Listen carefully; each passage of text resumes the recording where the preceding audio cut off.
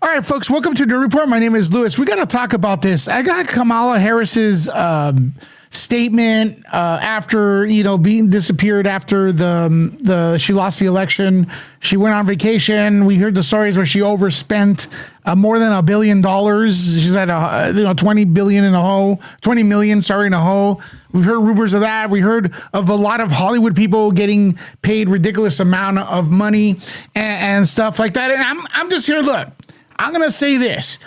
If you're going to have an argument in politics and you're going to open up to a Trump supporter and say you're dumb and I'm so smart and be kind of like, raise your nose at them and talk about how Trump followers are dumb and how Trump's dumb, you can't run this person to go up against them because this is not a smarter person or a more intelligent person than Donald Trump. I'm sorry.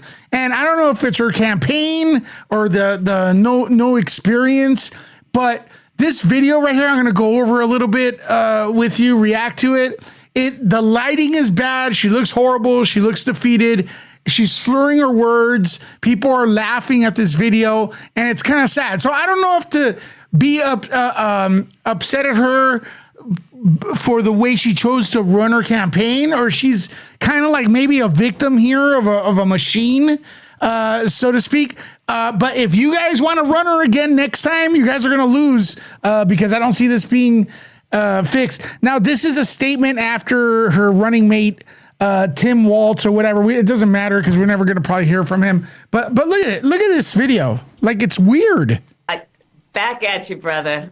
You are such an extraordinary leader, and she's talking about Tim Waltz. We have become lifelong friends. I just, in front of everyone. Now, right off the bat, like you see the squinting eyes and stuff, and I don't know if she has like a vision problem. And to be fair and respectful, I also have a vision problem, and I squint when I look at the monitor. I probably look like a dumbass like this too, right? But the thing is, it's like I've seen her give a proper statement, a proper presentation before. So I don't know why right off the bat you're going to be putting the light there, having her slumping forward, with her shoulders forward, not, back, looking confident and everything like that. And it's just like it feels fake too. I want to thank you, Tim. You lead with courage. You lead with heart. You see the people. You care about the people. You believe in uplifting the dignity to which all people are entitled. And who doesn't? Who doesn't? And you do it and you have a sense of fun when you're doing it. But you are an extraordinary leader, and obviously the people of Minnesota are very, very lucky to have you there. But you are a national leader and a dear friend, and thank you. Noelle, thank you for your work in Pennsylvania and all that you did for our campaign. And like now she's reading another side of the teleprompter, so her eyes shift. And I'm saying, look, everyone uses a teleprompter. I don't. That's why I mess up so much. Maybe I should. But look, you got to have direction. This is $1 billion plus campaign, right? This is the rebuttal. This speech right here is it's a pep talk it's supposed to be a pep talk to the troops, the defeated troops, to chin up. You guys did well. Thanks for the support and stuff. But it looks freaking sloppy, dude. It looks sloppy. And I'm going to say this. Everybody's like Monday morning quarterbacking, saying that, well, if she would have gone on Joe Rogan, she would have won. Well, no, she would have probably lost California. If this is what we would have gotten at Joe Rogan. And let me just say to everyone on this call, I am so grateful for you. And I'm so thankful to you. I'm thankful for your love of our country and your willingness to put the work into it. I'm thankful for the faith that you put in me and Governor Walz and our team. And I am thankful because I know your character is such that you're not. There's a lot of extra movement here. And folks, even as us podcasters, movie pundits, hosts, there's basics we learn off others. She is a friend of Barack Obama. He's one of the greatest speakers ever, right? Or he's considered. You gotta learn from your peers that are good. I learn from greater content creators that are my friends to implement kind of that stuff into my stuff. But when you're slouching, oh my gosh, she's nervously ticking. Gonna get knocked down. And you're in this fight. And you're in it for all the right reasons. And I know that about you. It's why you're part of this call right now and all the work that you did over those 107 days and even before. Now, they're setting this up like if it was a group call, but I got to be very honest with you. It seems like it was separately recorded. It does not feel intimate at all. That's your nature. And the outcome of this election obviously is not what we wanted. It is not what we worked so hard for. But I am proud of the race we ran. And your role in this was critical. What we did in 107 days was unprecedented. Yeah, spend $1 billion. I think that's close to impossible. I think you overspend $1 billion. That's insane. Think about the coalition that we built, and we were so intentional about that. You would hear me talk about it all the time. Being a daughter of parents who are active in the civil rights movement, I know and believe that the best movements that are about progress in our country mean that it's leaders that you... And then the hand extending there. Yeah. That we are dedicated to the coalition, to bringing people together that seemingly have nothing in common. Who's but not? have everything in common. Who's not? A coalition where we bring people together based on a Everyone's deep love for that. of our Both country. sides. Even And though you don't like the other side. understanding that the strength of our country will be a function of our willingness to put in the work. Oh my God. The delivery right there was just, I mean, people are asking from her own party to please take this video down. Willingness to put in the work. Listen to this. Look at this. And that we will do that work with a sense of joy, yes, with a sense of work ethic and understanding it's going to be hard, but it's good work. It's good work to be engaged in a collective fight for America's future. And it means so much to me and to Governor Walz that you knocked on doors, you called friends, you called in favors. You said, hey, you know, I showed up at your softball game. Now I need you to show up at the campaign office. Oh, my God. Yeah, like J-Lo and people like that. Put in the time. It was personal for you. And you gave all that you could to support our campaign.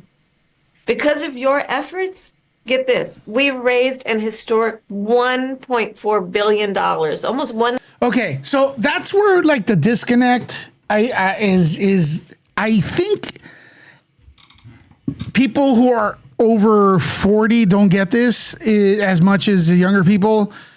We're living in the era of the internet. This kind of BS would fly maybe in the 90s when the internet was slow and dial up. But when you got access to information, like you spent $1 billion and they're saying you overspend that on Oprah, possibly, allegedly.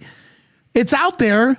And now you're boasting about how you raised $1 billion while people can't. You raised $1 billion. You shouldn't even mention that. If there's a story that's massive out there that you peed it all away, that story's out there, folks. The story everywhere from a lot of even Democratic donors is that there was overspending and mismanagement of money.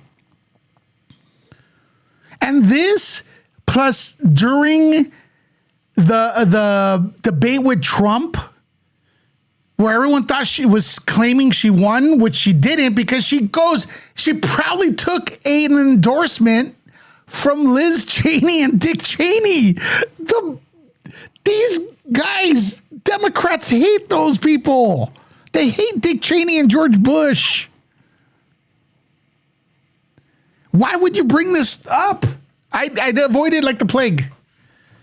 Hey, we raised $1 billion. Oprah got part of it, and you can't pay for your rent today or groceries for Thanksgiving. $1.5 billion from grassroots supporters alone. The most in presidential campaigns. From poor people, okay. Nearly 8 million donors contributed an average donation of about $56 to fuel our people-powered campaign. And someone mismanaged it. Was it you, ma'am? Understand that the work that we did included the work that so many of you here did, which is to talk to first-time voters. Many of you are first-time voters.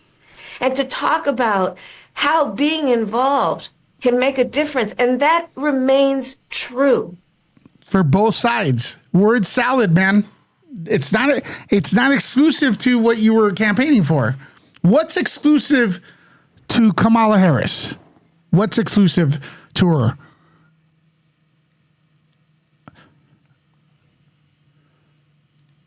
And that's one of the pieces that I just want us to please take away, that our fight for freedom and for opportunity and for the promise of America, it included, for example, nearly almost 4 million first-time contributors to our campaign.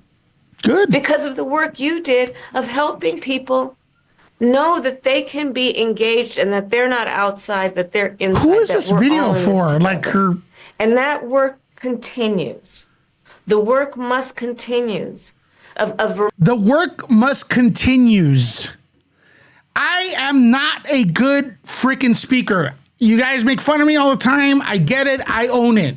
This is the person you all were making fun of Trump supporters, calling them dumb, and she's not using the English language properly in a major speech that's written.